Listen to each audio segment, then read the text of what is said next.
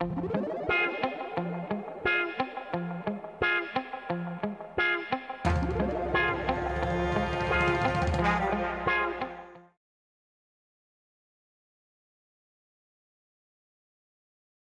this episode is pretty focused on a complex, major aspect theme of the chart that is energetically activated in every other aspect that I'm going to talk about in this whole series. This won't be the longest episode, but the theme here is incredibly important and provides a huge foundation of this chart. One of the most highlighted aspects of this chart is this clusterfuck in the bottom left. When three or more planets or luminaries cluster in the same sign or house, it's a pocket of heavily concentrated energy called a stellium. This particular stellium is simultaneously in both Capricorn and the second house. That means the themes of both the sign and the house are essentially directions as to what will prove to be a significant theme throughout the journey that this chart represents. So we already mentioned that Moon at 18 degrees Capricorn in the first episode, which is the only personal planet in that part of the stellium. Joining the moon, we have Uranus at 8 degrees.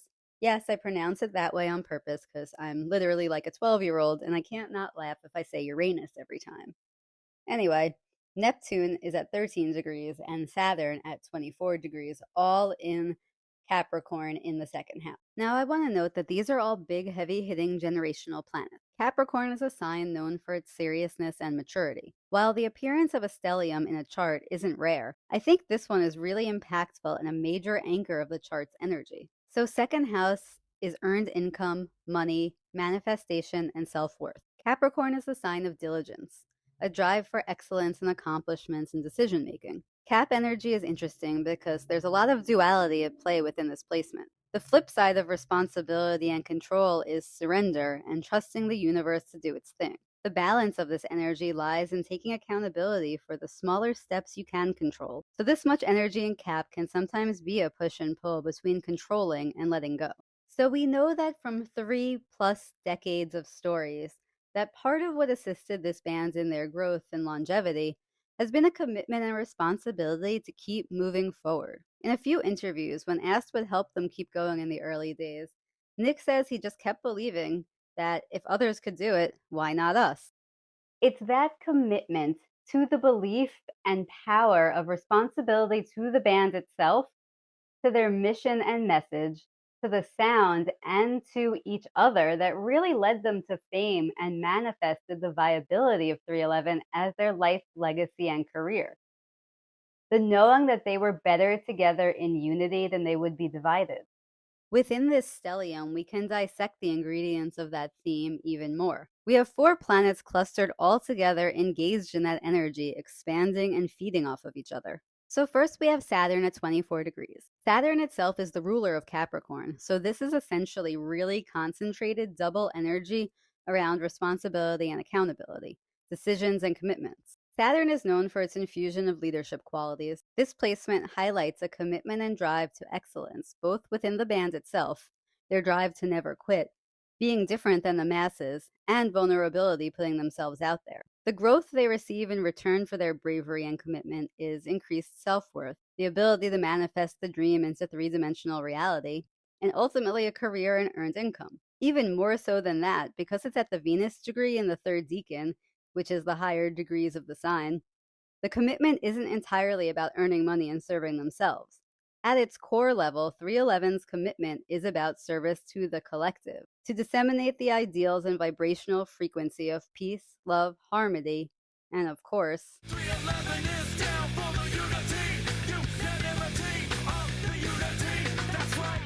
Now, if you go back to the first episode of this series, we've already reviewed the moon placement in Cap. It's notably the only personal planet in this stellium, representing emotional expression and feelings. At the Mars degree, it's signaling the band to take action driven by that responsibility and commitment to assist others with emotional healing. There's a parallel universe that might be blocked, but by emotion we put into it we could unlock.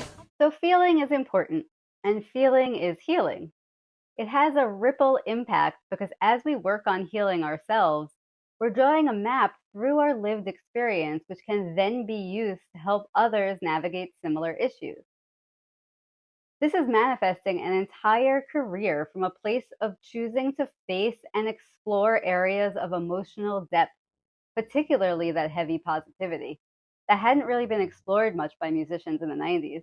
There is also subtext here within the moon placement about the band members themselves and how they each process and maintain their own emotional well being in order to maintain the balance of energies within the band itself. Although we know the 90s were wild, the diligence and responsibility to being able to perform every night somehow managed to take priority over the party. And you can see as they've gotten older, they each have their own flow and regiment on tour to keep them accountable and responsible to themselves, so they can draw on the energy needed to travel around the world and give it their best. Now, moving on to Neptune. Neptune represents the healing and transcendence at a subconscious level. At the Uranian degree, it adds a level of unexpected transformation. This alludes to two dynamics. In one way, the band itself is a stand for being the unexpected disruption that others need to kickstart their own healing and transcendence. On a personal level, that's really what 311 has been for me.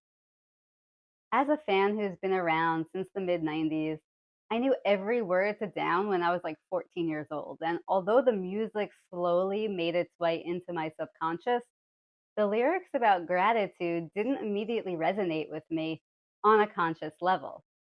It was like another 15 years of being a casual fan who'd seen them live maybe like 10 times before their sound combined with the lyrics and the live energy actually helped awaken me to the concepts of unity and gratitude as conscious choices.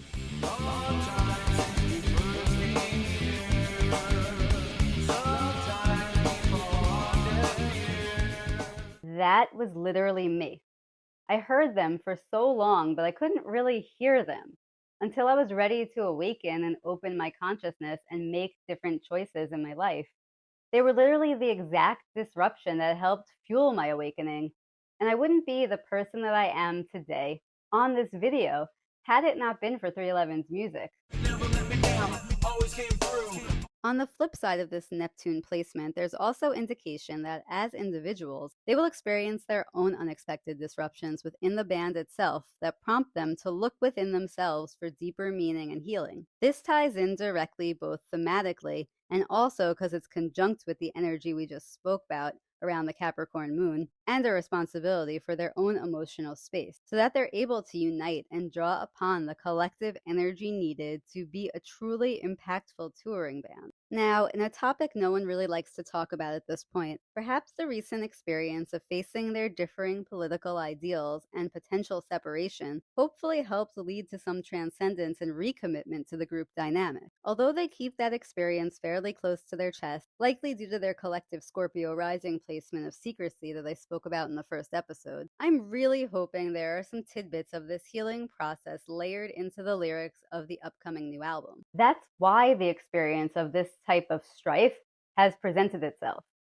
For the band to choose to reunite and choose unity, to practice what they preach. And as a band that's mission is to essentially assist with collective healing and awakening, those experiences are specifically meant as an opportunity to lyrically fuel their messages. Additionally, I think this again serves as an important point of healing for us collectively in remembering the Uranian ideals. That we can't always see the future, but we get to choose to trust that even the most unnerving and disrupting situations are still serving us towards a transcendence of growth that we just can't see always from our vantage point. It's about seeing beyond the gray sky and understanding it's through facing tension that we truly grow.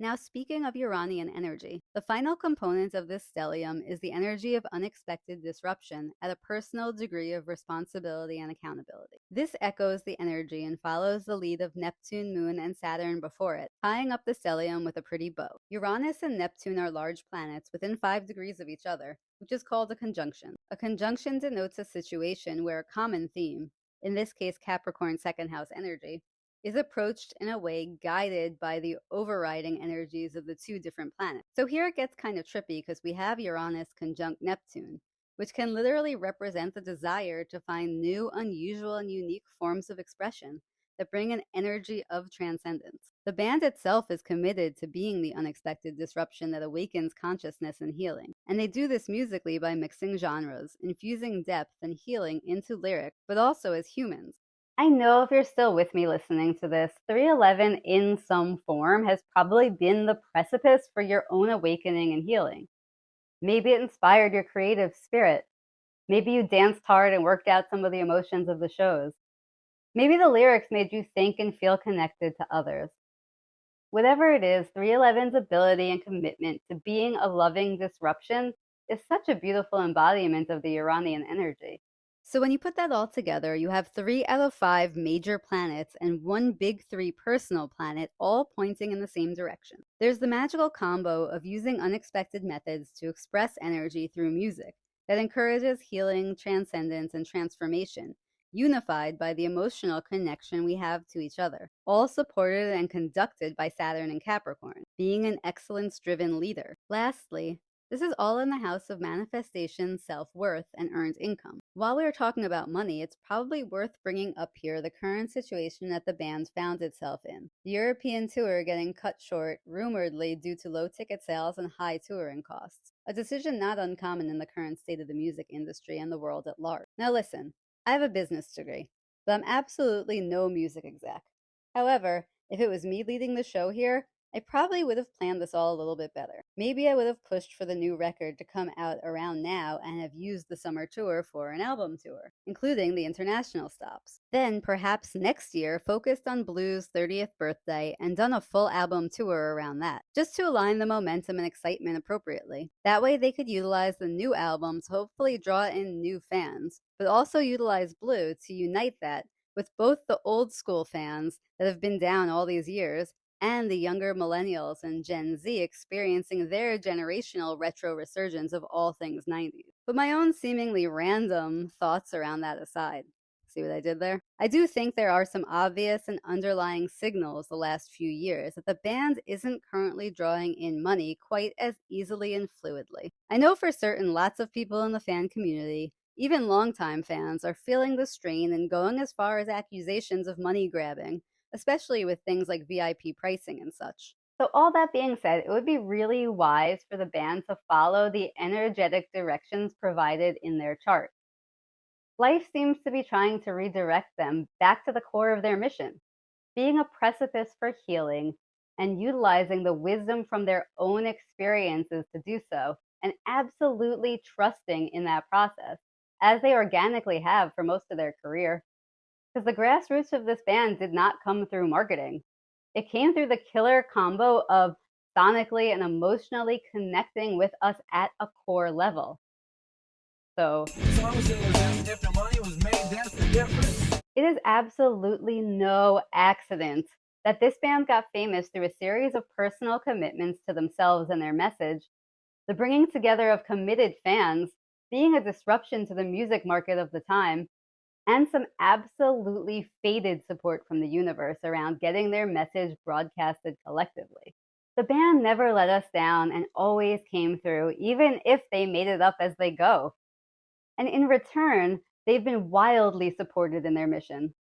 The next step in their evolution as a band is continued commitment to themselves and trust in that process. The expansive capacity of this band and the importance of its message of unity is literally written in the stars. Thank you so much for watching this episode. I hope the information contained here resonated with you as much as it did with me. I hope it offered some additional depth and insight into our favorite band. The series was so much fun to make. If you enjoyed this content and would like to support my continued journey of guiding others, please check out the merch, link in comments below. The design of this merch has elements embedded directly from this analysis. So not only does it look cool and you'd be repping our favorite band, but it connects directly to the energetic map of the band itself. As a Scorpio rising, your purchase directly helps support my aligned mission of transformation and guidance as a service to others. Basically, your support allows me to keep doing what I'm doing. Hopefully this series gave you a feel for how I read charts and how the information from your own chart could potentially help you identify and approach strengths and patterns within your own life.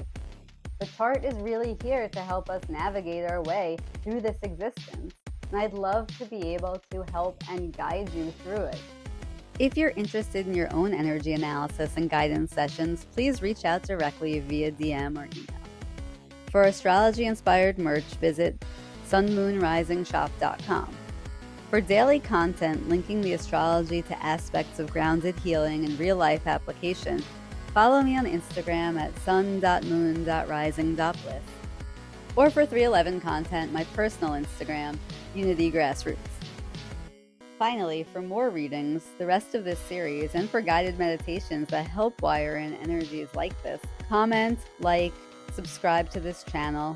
Once again, sending out gratitude for any support you'd like to offer for alignment with my greater mission of service to others. Thanks for listening, believing in me, and having an open mind and an open heart. Much love, and let it flow, because it won't stop.